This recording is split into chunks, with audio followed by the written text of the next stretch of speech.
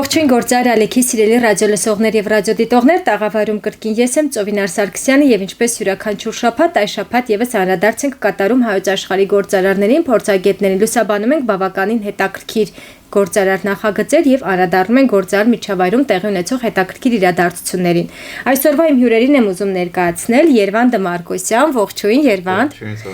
եւ Մեսրոպ Անդրեասյան, ողջույն Մեսրոպ։ Մեր ռադիոլսողներին եւ ռադիոդիտողներին ուզում եմ տեղեկացնել, որ Երվանդը եւ Մեսրոպը հանդիսանում են Շին Տենդեր ընկերության համահիմնադիրները։ Իրականում ընկերության անունը արդեն նշում է, թե մեր այսօրվա թեման ինչի մասին է լինելու եւ ոլորտի եւ հարթակի եւ հարթակի ստացված հնարավորությունների, բայց մինչ այդ ուզում եմ մի փոքր ձեր կրթական հենքը ներկայացնեք, որից հետո արդեն կանցնենք գաղափարին։ Երվանդ, սկսենք ձեզանից։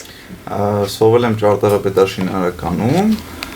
ստացել եմ բարձրագույն կրթություն, բայց միայն բակալավրի շրջանում մագիստրատուրա։ Իսկ ինչ ուղղությամբ, մասնագիտությունը։ Ուղղությունը IT է, անվտանգության մասով էր, տեղեկատվական անվտանգություն, բայց այդ ուղղությամբ չշարունակեցի,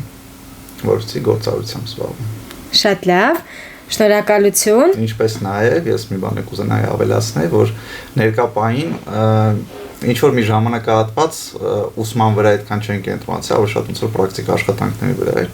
Հետո հասկացա, որ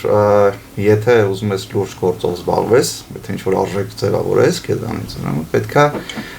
նախ եւ առաջ կրթվես ու հիմա արդեն 6-րդ ամիսն է, այցելում եմ առաջին բիզնես դպրոց քո գլխավորությամբ, որտեղ հիմա շատ չեմ ուզում մարանամ ինչեր եմ սովորել, որտեղ լիքը մանր դետալներ, ու ես 6 ամիս առաջ ու ես հիմա մի քիչ արդեն տարբեր մարդիկ եմ։ Այո, նաև գործարարության վերաբերյալ բավականին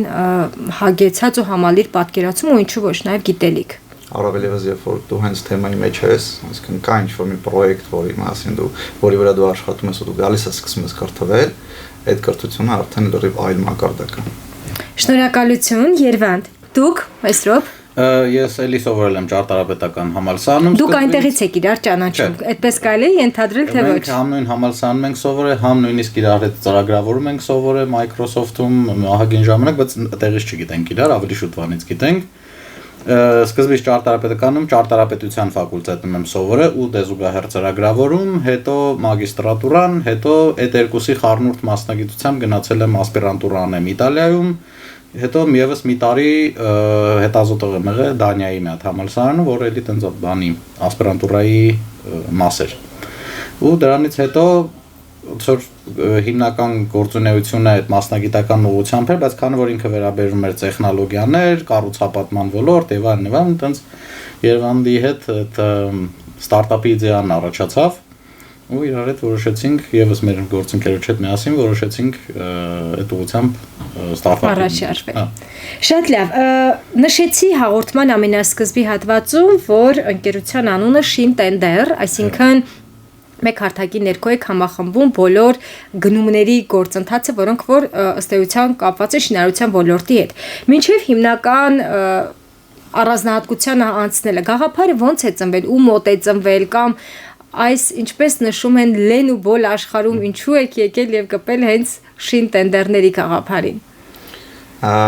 Մին Շին Տենդերը ես զբաղվում եմ շինարարությամբ, ու մեր ներքին վերանորոգում իրականացնող ընկերություն, ու հենց ես զբաղվում եմ այդ շինանյութերի ձեռքբերման գործընթացով, ու մի քիչ երկար պատմություն եկնում, բայց շատ հետաքրքիր, ունեի sense բավական մեծ ցուցակ, որը որ արժեքով բավական բարձր էր։ Հերթով սկսեցի անցնել խանութներով ու հասկացա, որ գումարը այդ ոլորտում, շինանյութի ոլորտում բավականին տատանողական է։ Ու միայն շուկան ուսումնասիրելը կարող է բավականին մեծ գումար խնայել։ Բայց դա փոխհատուցվում է ժամանակի ծախսով։ Պատրաստ է ժամանակ ծախսես գումար խնայես, թե չէ։ Մարդիկ այդ ընտրության առաջ էին։ Հասկացա, որ 21-րդ դարում խի պետքա կամ ժամանակ ծախսես կամ գումար։ Դա կարելի է համադրել եւ դու մեկ հարթակից կարողանաս միանգամից գնումներ իրականացնել, ժամանակ ծախսելու գնումներ կատարես, որը նաև մրցակցության ձևավորման արդյունքում բերում է նաև լավագույն պայմաններ ստանալու հնարավորություն։ Շատ լավ, այդտեղ հանդիպեցիք Մեսրոպին, ու մոտ է, ինչպես հասկացա Երևան, ձեզ մոտ գաղափարը ծնվել է, քննարկումը եղել է Մեսրոպի եւ ձեր մյուս գործընկերոջ հետ եւ այստեղ միանգամից հավանության է արժանացել, թե ինչպես սովորաբար ստարտափերում է լինում, միշտ այդպես հակասություններ են լինում, գաղափարն է քննարկվում, հաղթվում, հետո գալիս։ Լավ հարց է, ասեմ, ուրեմն սա Երևանի առաջին նախաձեռնությունը չի, մինչև այդ մենք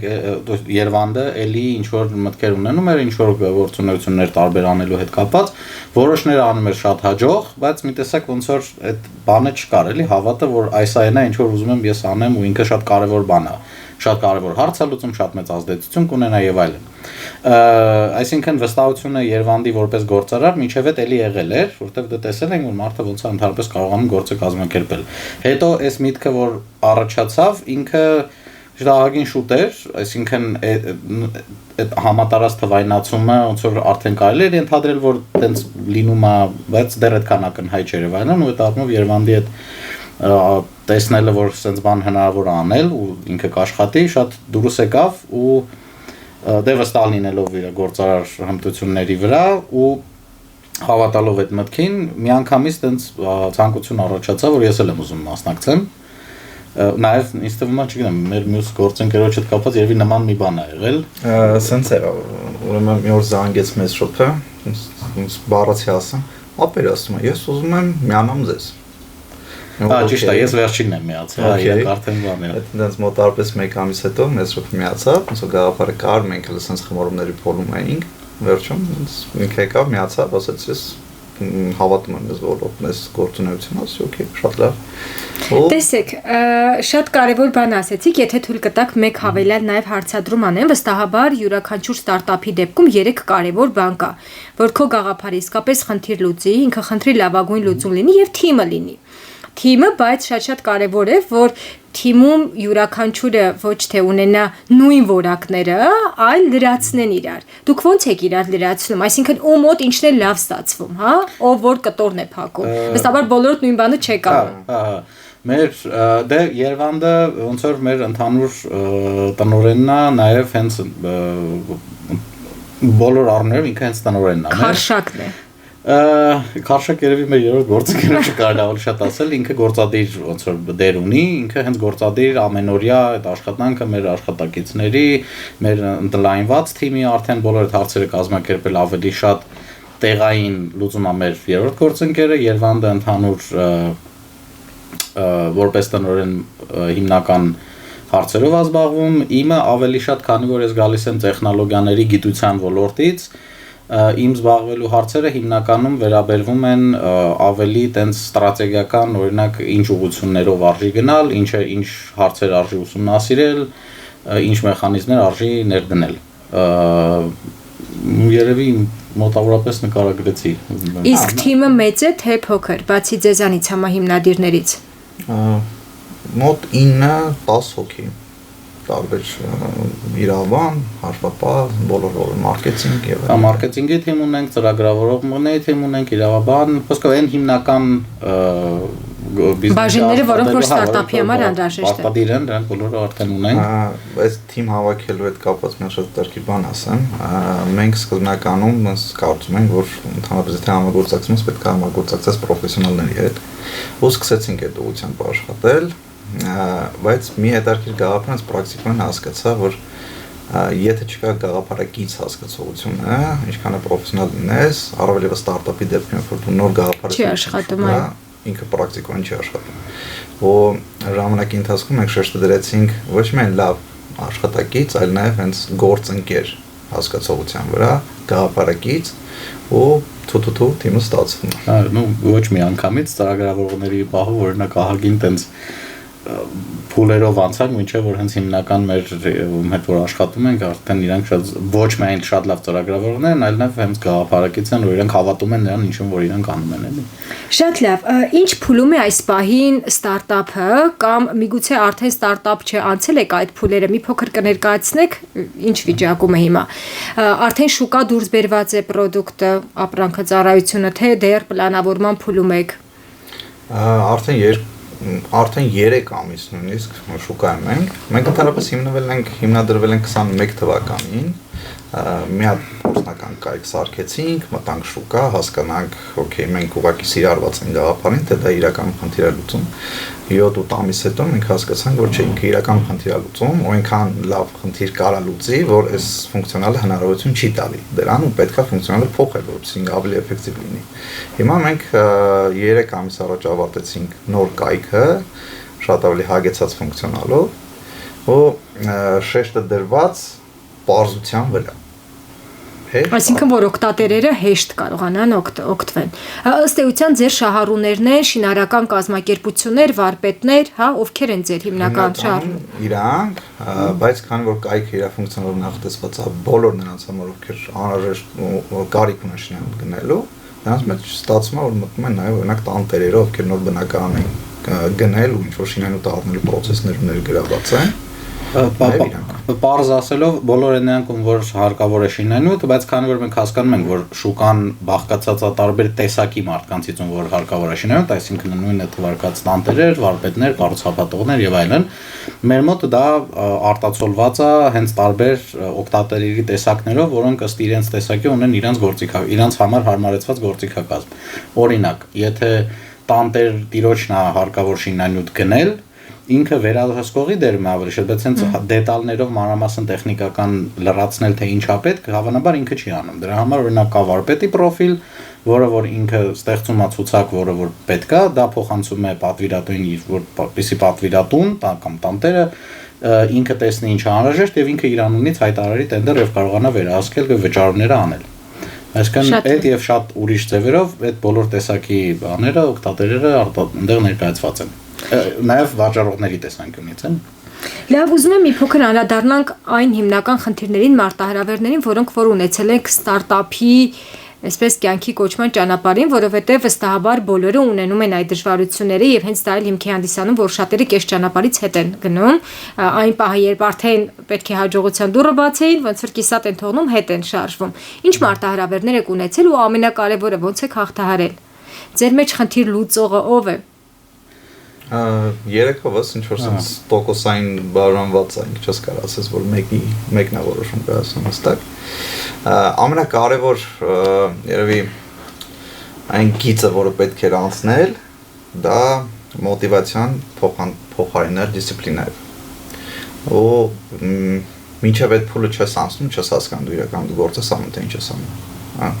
Մոտիվացված ես ուղղակի, որը կարող է մի ամիս հետո ավարտվի, թե չէ։ Ու անցնելով այդ գիծը մենք արդեն հիմա սկսեցինք աշխատել թիմ հավաքելու վրա, օրինակ որը որ բարդ կետերից մեկն է։ Բավականին շատ սխալներ անելով անընդհատ այդ ոնց նշեցի, որ գաղափարակից պետք է լինեն մարդիկ, դա ամենակարևոր խնդիրներից մեկն է, որը որ եթե դու չես հավաքում նմանատիպ մարդկանց թիմ գաղափարակից, քո ստարտափը կամ ցանկացած բիզնես երկար չի գնա ուղղակի։ Այդ է իմ այս պայծությամբ մտքից գալի։ Մի երկու բան ասեմ այդ դժվարություններից, որոնք որ հանդիպել են, դժվարություն ու դժվար որոշումներ կայացնելու հետ կապված, մեկը օրինակ, երբ որ Երևանը նշեց, որ մի պահ մենք ունեինք թողարկված արդեն պլատֆորմ, որը որ աշխատում էր, բան այդ պահին շատ ավելի հեշտ էր ոնց որ ասել հա դե հենա աշխատող պլատֆորմ ունենք, մարդիկ գրանցվում են, տենդերներ են հայտարարում եւ այլն ու տենց գնանք առաջ։ Բայց այդտեղ ոնց որ ավելի հեռու նայելով որոշումը այն էր, որ ավելի լավ կլինի մենք սա օգտագործենք որպես սովորելու ինչ-որ փուլ, այսինքն տվյալներ էինք հավաքագրում, ուսումնասիրում էինք բաների օգտատերերի վարկը եւ այլն, ու այդ ահագին դժվար որոշումները հասկանանք, չէ, բերեք մի հատ այս ամեն ինչը նորից ավելի լավ անենք։ Հիմա իհարկե գոհ ենք, որ տենց արեցինք, որովհետեւ նոր պլատֆորմը շատ ավելի լավն է, շատ ավելի ճիշտ է հավաքած այն փորձի հիման վրա, բայց դա ինքնին դժվարություններ է։ Բավական ռիսկային որոշում, որովհետեւ 2 տարի մենք ուղղակի sense մտանք ընդհատակ գոյություն չուներ շինտենդերը, մի պահ գոյություն ունեցավ, հետո գոյություն չուներ, ու դա 2 տարի։ Մենք հասկացանք։ Իսկ դուք ինչ եք արել այդ ընթացքում 2 տարվա։ Նախագծել ենք կայքը, նախագծել եւ պատրաստել ենք նոր կայքը։ Ընդ որում ինքը այն աստիճանի մանրամասն էր արվում, ես հիշում եմ, ասենք մեր ինձ շոկոլերի ժամանակ կարող է 4-5 ժամ զանգերով մեր դիզայներների հետ, բաների հետ ինչ որ քննարկվեր ֆոնտի չափ, գծի ինչ որ հաստություն, ու դա ոնց որ բոլորը զգում են որ դա շատ կարևոր հարց է իրականում էլի ու այտենց ամեն մի մանր դետալը շատ մանրամասն մշակվել է ու ոնց որ հիմա արդեն հետաքրքիր է որ մենք հիմա պրակտիկորեն տեսնում ենք որ ոչ բոլոր նյուանսներն ենք հաշվի առել դե հա տենց երբեք չի լինում որ բոլորը բայց արդեն միշտ ընթացքում ինչ որ նոր խնդիրներ նոր ոնց որ հնարավորություններ բացվում բայց ինքը հիմա շատ ավելի լավն է այդ կարևորը դրան պետք է հասնենք այդ էր դժվար ինչ որ որոշում որ անցանք ինչ որ շեմեր դժվար թիմ հավաքելը իրոք բարդ էր ահագին ամենաբարդերից ուզում եմ լինում են Շատ լավ, այստեղ ուզում եմ նախավերջին հարցը ձեզ ուղղել, բնականաբար յուրաքանչյուր ստարտափի դեպքում ամենակարևոր բաներից մեկը անգլերեն այսպեսի մի հատ միտք կա follow-up-ն է։ Ինչ եք ակնկալում, հա? Ինչ են ուզում հատկապես, երբ ստարտափը հասնում է ինչ-որ մի փուլի, որտեղ որ ըստ էության գաղափարը կա, խնդիր լուծում է, թիմը ձևավորված է, բայց բնականաբար ինչ-որ ռեսուրսների, ներդրումների անհրաժեշտություն է ունենում։ Դուք ունեք նման խնդիր կամ ինչ փուլում եք այս մասով։ Ներդրումների մասով Ներդրումների մասով ասենց ասեմ, հիմա ներկայապային մենք չենք ձգտում ներդրումների, քանի որ մենք հիմա հասկանում ենք, որ մինչև շուկան դու չես մտնում, ներդրումները դու շատ վատ պայմաններով կարաս ներգրավես, այդքան հասկանալով մենք հիմա լիարժեք մեր միջոցներով փորձում ենք product-ը մտցնենք շուկա, նաև թերությունները ջրերես անենք, ուղենք, բերենք շատ լավ մակարդակի նոր արդեն կմտածենք ներդրումների մասին։ Մի ուրիշ կարևոր պահ էլ կա, նույնիսկ եթե մեծ դրումներ լինեն, մենք հասկանում ենք, որ ոնց որ մենք անելով համել սովորում ենք ու այն արագությունը, որը որ մենք հիմա անում ենք, եթե ավելի շատ ներդրումներ գրավենք, նշանակում է տեմպը ավելի պետք է արագացնենք, այդտեղ մենք ռեսուրսների խնդիր կունենանք։ Երևանի տեսքով որքան որ պերֆեկցիոնիստ բաներ ունենք, ինչը product-ի համար լավ է, բայց նաև ոնց որ սա ավելի ստիպում է, որ ռիսկային բաներ չանենք, այսինքն դանդաղ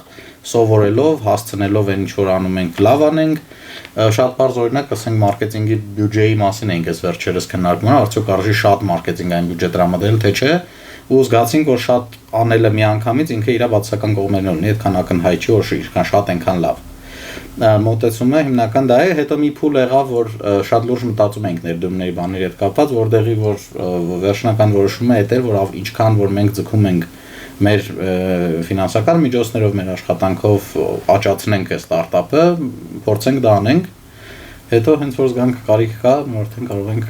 ներդրողներ այդ ժամանակ հետաքրքրվողներ իրականում կային երկու պոտենցիալ քննարկումներ ունեցել ենք, բայց հետո որոշեցինք, որ դեռ պետք չի։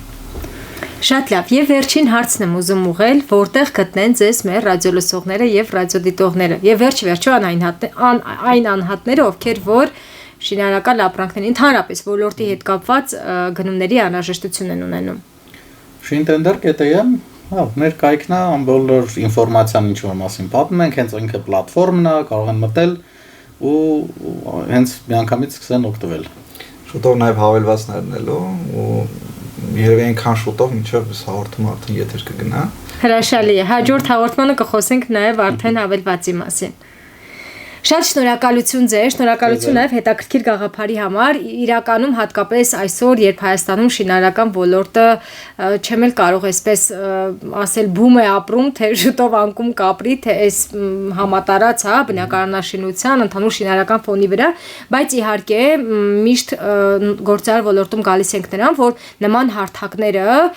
իսկապես հեշտացնում են հաճախորդի կյանքը, որ եւ ժամանակի տեսանկյունից, որ ամենաթանկ ռեսուրսն է, եւ ինչի ոչ նաև ֆինանսական տեսանկյունից, որովհետև դու մեկ հարթակում կարողանում ես միաժամանակ տեսնել բոլոր առաջարկները եւ ընտրել լավագույնը, որը որ այդ պահին քո պահանջներին ավելի համապատասխան է։ Ձեր գործերին շատ մեծ հաջողություն, մեր ռադիոլսողներին եւ ռադիոդիտողներին ուզում եմ հիշեցնել, որ գործարար ալիքի եթերում անդրադարձ են կատարում հայոց աշխարհի գործարարներին, փորձագետներին, այսօրվա իմ հյուրերն էին Երվանդը Մարկոսյան եւ Մեսրոփ Անդրեասյան, ովքեր հանդիսանում են Shintender ընկերության համահիմնադիրները։ Ձեր գործերին հաջողություն։ Շնորհակալություն ձեզ նույնպես։